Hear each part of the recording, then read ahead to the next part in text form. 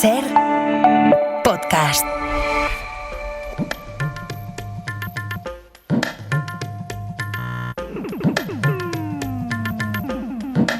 En la cadena Ser, Punto de Fuga. Con Pablo Morán. Hola a todos, bienvenidos a Punto de Fuga. El horror de Gaza o de Ucrania no nos debe hacer olvidar otros escenarios donde se están cometiendo crímenes tan graves como en esas dos guerras que acaparan la atención mundial. Esta semana nos han llegado noticias muy preocupantes de Sudán, la nación que sufre el conflicto armado que más desplazados ha provocado en todo el mundo. Una guerra interminable que lleva años sacudiendo África y que ahora está escribiendo uno de sus capítulos más sangrientos, la toma de la ciudad de Al-Fasher. The risk of mass atrocities, ethnically targeted violence, remains alarmingly high across the country. Sexual violence against women and girls is systematic. Deadly attacks against humanitarian workers are normalized. Atrocities are committed with unashamed expectation of impunity.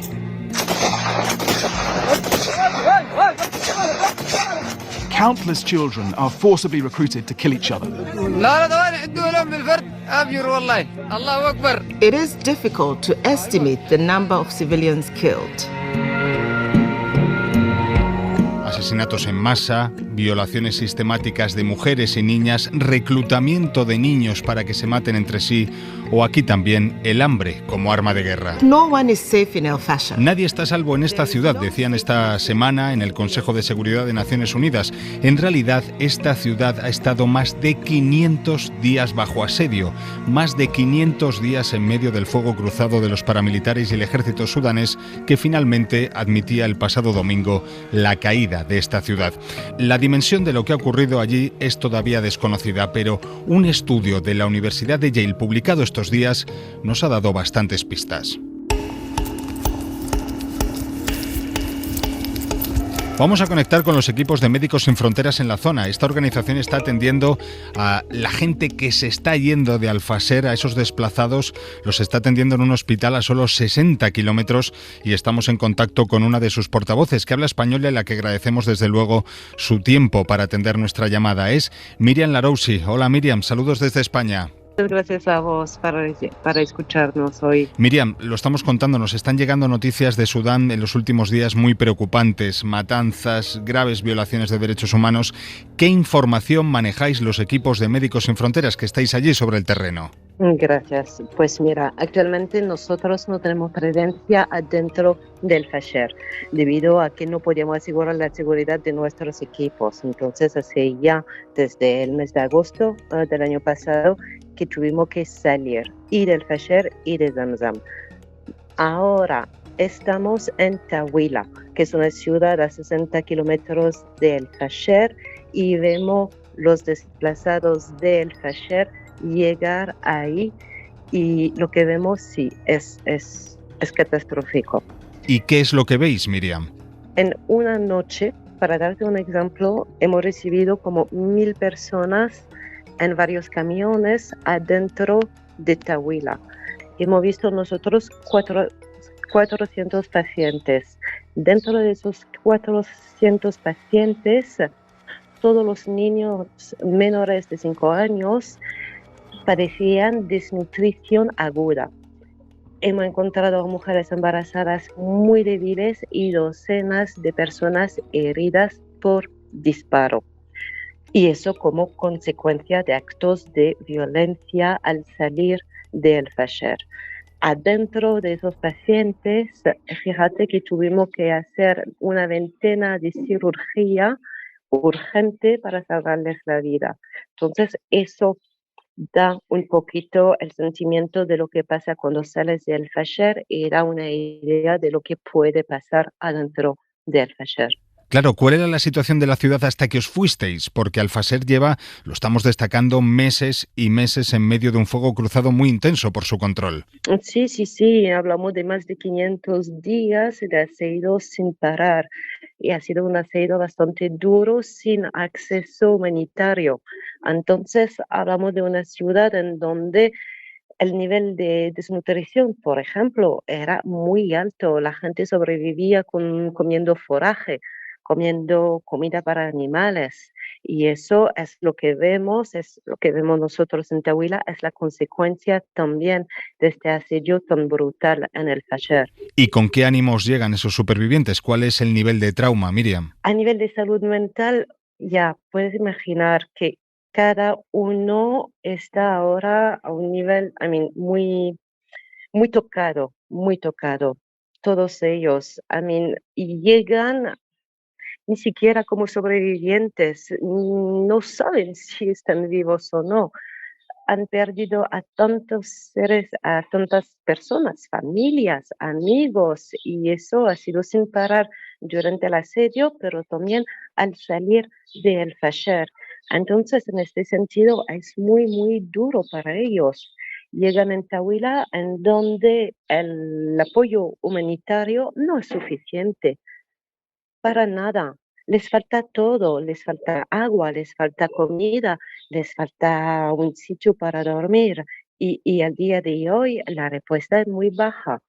Ahora nosotros en el hospital de Tahuila estamos totalmente abrumados por pacientes. Y eso en todos los servicios. El quirófano básicamente funciona ahora de día y de noche sin parar. ¿Teméis que los paramilitares sigan avanzando y alcancen esas zonas en las que están estos hospitales en el que estáis recibiendo a los desplazados? Al día de hoy no lo podemos saber. La llamada que hacemos como Médicos Sin Fronteras es un respecto estricto de los hospitales, de la misión médica y del trabajo de los humanitarios en terreno. Claro, pero hasta ahora no ha sido así, Miriam. Así es. Y ayer hubo un ataque en el Fasher, en el hospital que se llama el Saudi Hospital, matando a pacientes y a equipos médicos. No. Y ha sido así durante toda esta guerra. Sí. A pesar de todo lo que nos has contado, Sudán no es un conflicto que acapare la atención del mundo, más bien lo contrario. ¿Qué te sugiere eso? Es que hay que recordarse que aquí en Sudán la gente no son números, son seres humanos y seres humanos que están sufriendo cada día y que se están muriendo cada día. La atención del mundo tiene que ser en Darfur ya. Miriam, gracias por tu tiempo. Suerte. Vale, muchísimas gracias a vosotros.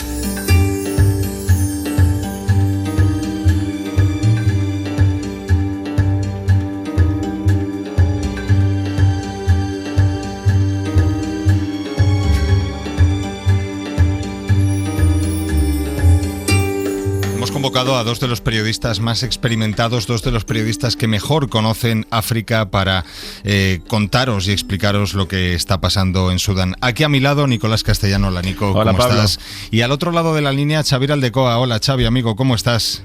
¿Qué tal? ¿Cómo estáis? Bueno, vosotros que os conocéis África de arriba abajo, ¿qué nivel de gravedad dais a esto que estamos viendo estos días, Xavi, que nos llega desde Sudán? Toda. Yo creo que estamos ante uno de los capítulos más negros de la guerra de Sudán, una guerra que ya de por sí era violenta, cruel, olvidada y que era la mayor emergencia humanitaria actualmente. O sea, 14 millones de desplazados, algunas cifras incluso dicen que estos números ya han quedado desfasados, pero es que el grado de saña y de violencia transmitida por los propios asesinos que han grabado vídeos y los han colgado en las redes es descomunal. No es que sea nueva, porque es verdad que ya había pasado en otras ciudades asediadas. Los miembros de este grupo paramilitar de las Fuerzas de Apoyo Rápido son herencia de los Janjaweed, que eran un grupo que ya hizo atrocidades en Darfur en el pasado, pero la verdad es que el ver esas imágenes, esos vídeos de absoluta carnicería, o sea, estamos hablando de no solo las 450 muertos en el hospital, sino de mujeres asesinadas y ahorcadas, a gente que la han metido debajo de ruedas de camiones, asesinatos a sangre frío, masivas. La verdad es que es un nivel de atrocidades y de impunidad que hiela la sangre. Totalmente, el rosario de crímenes que además se han expuesto esta semana en el Consejo de Seguridad, así lo atestigua. A mí me ha llamado la atención mucho, Xavi, una cosa que destacabas tú en redes, ¿no? Cómo esos paramilitares intentan dar una buena imagen ofreciendo caramelos y dulces a los niños, ¿no? Esto también lo hemos visto en otras guerras. Sí, porque se han dado cuenta de que las atrocidades eran de tal nivel que el mundo poco a poco, de manera evidentemente tardía, pero ha empezado a reaccionar y ponerse las manos en la cabeza. Y también lo hemos visto, incluso con la detención de uno de los paramilitares más reconocible, porque muchos de ellos, por cómo van vestidos, con turbantes y con pañuelos, no se les reconoce, pero hay uno de ellos que va con el pelo largo y barba y demás, al que se ve ejecutar a civiles de manera impune, dice que no va a tener misericordia y acaba disparando en la cabeza a gente. Yo he visto vídeos horribles de este tipo y a este lo han detenido, como si fuera, y eso es lo que dice el líder de este grupo, Hemedti, como si esa gente fueran casos aislados, ovejas negras dentro de un ejército que está bien organizado. Y es mentira. O sea, esa cuestión de dar regalos o caramelos, como decías tú antes, o esta detención simbólica, intentan esconder un patrón que no es que sea de ahora, sino que es desde hace años, y que además tiene las espaldas cubiertas, porque es un grupo que tiene unos apoyos internacionales muy fuertes, empezando sobre todo por Emiratos. Nico, es impresionante cómo, a pesar de todo esto, es uno de los conflictos más olvidados del mundo. Nadie está mirando ahora mismo. Exactamente, para mí ese es el titular, Pablo. Es el conflicto, la crisis humanitaria más olvidada del planeta. Son casi 47 millones de habitantes en Sudán, una población parecida a la de España, y hay 30 millones y medio de personas que necesitan algún tipo de asistencia para sobrevivir. Ahí te doy algunos datos de la OCHA, de la Oficina de Coordinación Humanitaria de Naciones Unidas. Casi 12 millones de personas que necesitan alimentos de ayuda externa porque ya no pueden cultivar por el desplazamiento. Xavi hablaba de la cifra de desplazamiento forzoso, es más del doble que la de Ucrania, y ya decíamos que el desplazamiento forzoso de Ucrania, casi 8 millones de personas, suponía el mayor desde la Segunda Guerra Mundial, y este prácticamente dobla la cifra. Estamos hablando de que hay más de 4,7 millones de niños que necesitan comida para poder sobrevivir, y que muchas de las zonas que están viéndose afectadas por el conflicto no son de acceso fácil, ni siquiera para ONGs que tienen tradición de acceder a lugares complicados como Médicos Sin Fronteras, con lo cual muchos de los técnicos, y Xavi seguro que lo ha escuchado también, están diciendo que la dimensión de la crisis humanitaria, el número de muertos, el número de niños desnutridos, va a ser mucho mayor de lo que están estimando las cifras. Y yo creo que, desgraciadamente, porque se han multiplicado los conflictos en los últimos 10 años, especialmente en los últimos 5 años, Ucrania o Gaza ha sepultado lo que debería ser una guerra que por parte de los medios de comunicación y de la comunidad internacional debería tener mucho más foco que el que ha tenido estos días, precisamente por otro pico dramático, ¿no? Exacto, por algo puntual, ¿no, Xavi? Porque de hecho estamos hablando de la toma de una ciudad por los paramilitares, una ciudad, lo hemos destacado, que lleva, en fin, más de 500 días bajo fuego cruzado, ¿no?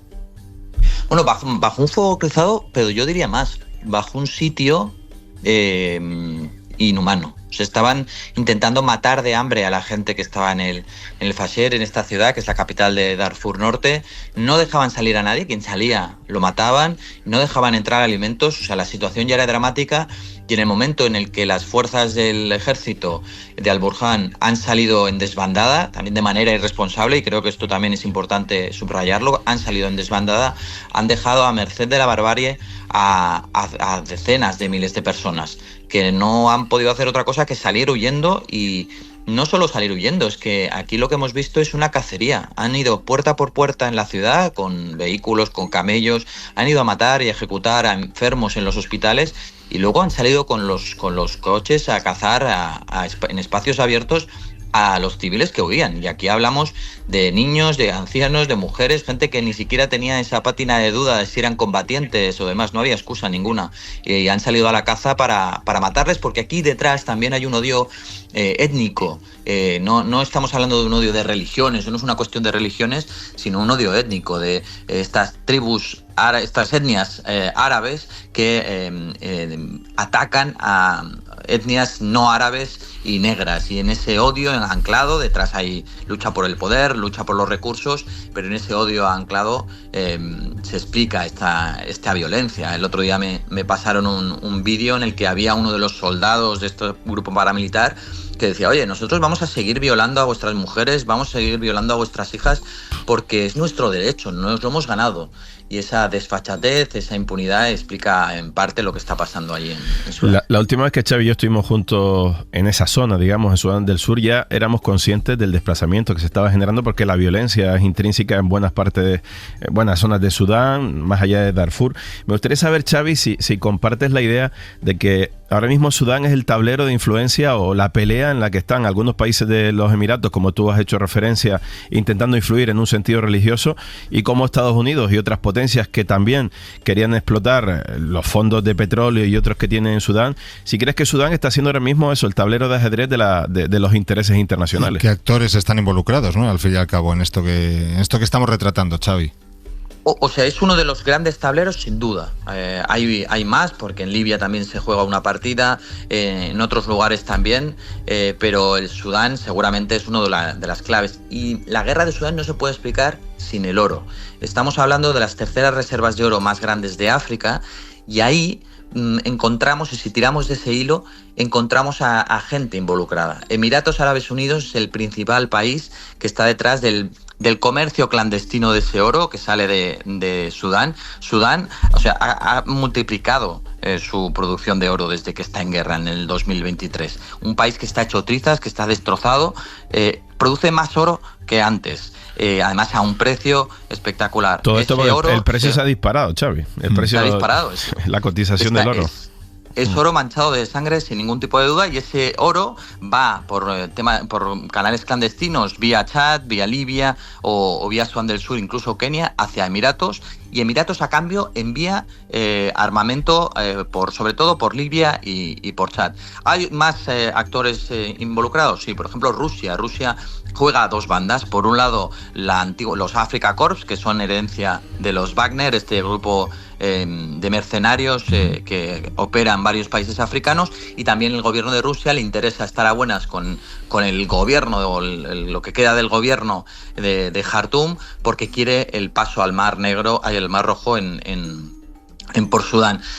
También está Arabia Saudí, también está Turquía en ese bando, y todo el mundo intenta conseguir lo que comentabas, ¿no? No solo el oro, también tienen petróleo, tienen litio, y tienen sobre todo algo muy importante también para Emiratos y también en el otro lado para Arabia Saudí, y es terreno fértil, una gran extensión de tierra fértil que forma parte de algo importante. Estos países que no tienen tierras fértiles ven en Sudán un lugar donde pueden conseguir alimentos incluso para su población. Así que vemos oro, recursos naturales y también esta cuestión de la agricultura. Y fíjate, Xavi, que todos pensamos que con la caída de al-Bashir hace ya más de 6 años, si no recuerdo mal la fecha, parecía que Sudán entraba en una época, digamos, donde incluso estos dos grupos enfrentados paramilitares que estaban con el ejército contribuyeron, digamos, a la caída del dictador después de 30 años en el poder, y las esperanzas del pueblo sudanés se están viendo absolutamente contrariadas, ¿no?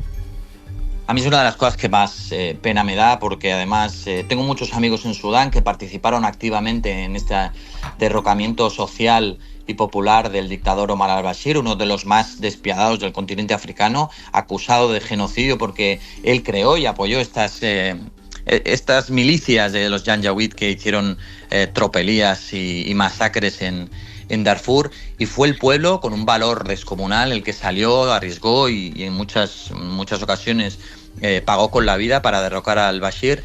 Intentaron hacer un gobierno de transición civil-militar porque los militares tienen mucha fuerza, y estas ansias de libertad fueron secuestradas por estos dos bandos, las FARC, las fuerzas de apoyo rápido de Hemedti, y después las fuerzas sudanesas militares de Al-Burhan. Estos dos generales se pelean por el poder.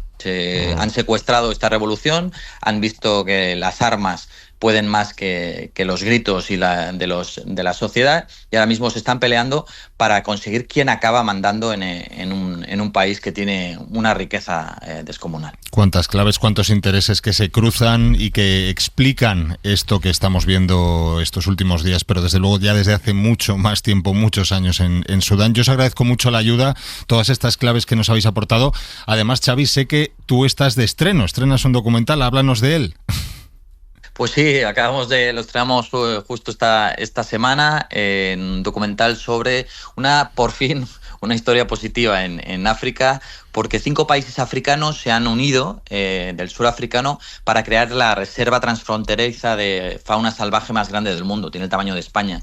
El documental, que se llama Caza, el último refugio de elefantes, pues habla de cómo Angola, que había estado un poco reticente a unirse a los otros países, que son Botswana, Namibia, Zambia y Zimbabue, Angola por primera vez abre las puertas. Tuve la suerte de formar parte de la primera expedición de científicos y conservacionistas que entró en esa zona, que había estado apartada y cerrada durante décadas por la guerra, y descubrir que aquello es un paraíso de elefantes. Ahora mismo en esta región de caza que digo hay 1 de cada 2 elefantes en África, y según los expertos la población de elefantes va a multiplicarse, y yo la verdad no había visto en mi vida tantos elefantes juntos, así que ojalá que lo consigan. Pues ahí lo vamos a anotar en la lista de pendientes. Muchísimas gracias, Xavi, por tu ayuda. Un abrazo a los dos. Gracias, Nico. Un abrazo. En la cadena SER, Punto de Fuga. Más allá de si se cumple o no el alto el fuego en Gaza, Israel mantiene su presión en Cisjordania. Presión oficial a través de la policía y del ejército, pero también dando vía libre a los colonos para que hagan de las suyas. Estos días la están emprendiendo contra los palestinos que acuden a sus campos a cosechar los olivos, que son todo un símbolo para ellos, a pesar de que esos campos de olivos están arrasados a un 86% por los ataques israelíes.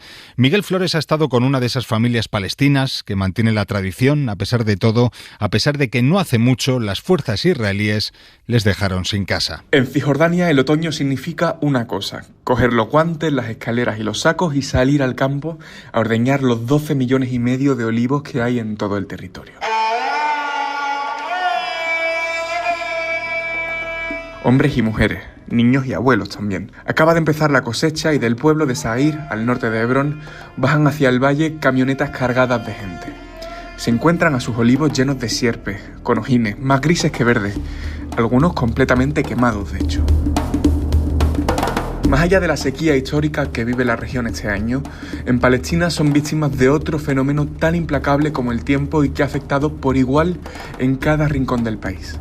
Una colonización del territorio que desde el inicio de la guerra en Gaza se ha vuelto salvaje y arrolladora.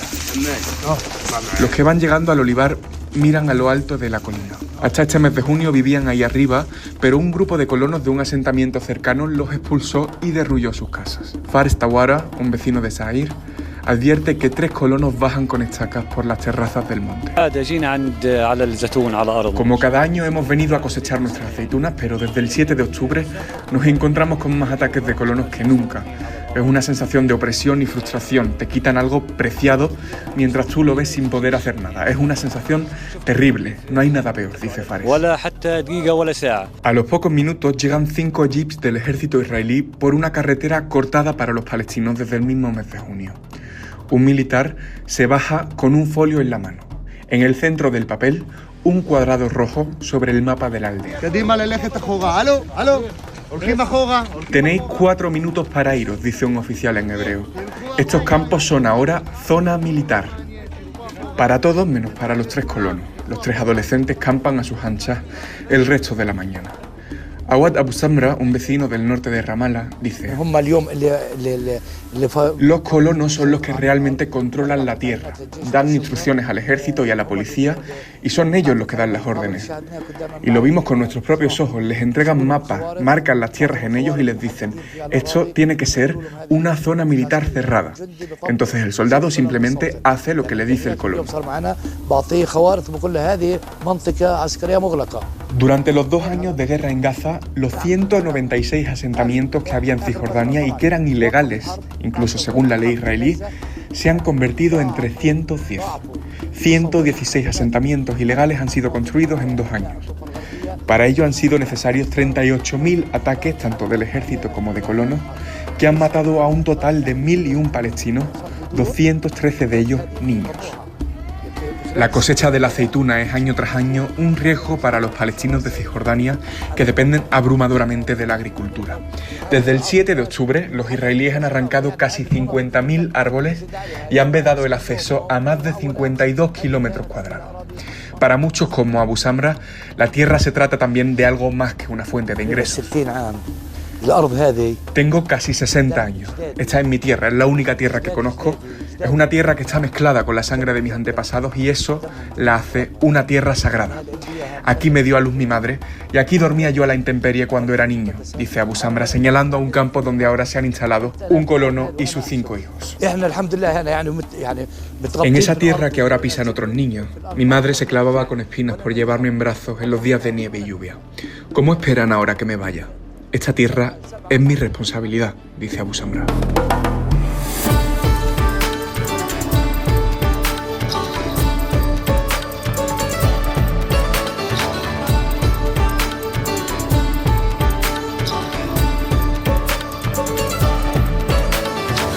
Pues hasta aquí el punto de fuga de este domingo. Ya sabéis que os seguimos acompañando en cadenaser.com, en Facebook, en X, somos @puntodefuga y por supuesto siempre en Ser Podcast, donde tenéis todos los capítulos del programa para escuchar y para compartir con quien queráis, porque sois parte fundamental de este mundo que también importa. Hasta el domingo que viene. Adiós. Para no perderte ningún episodio, síguenos en la aplicación o la web de la Ser, Podium Podcast o tu plataforma de audio favorita.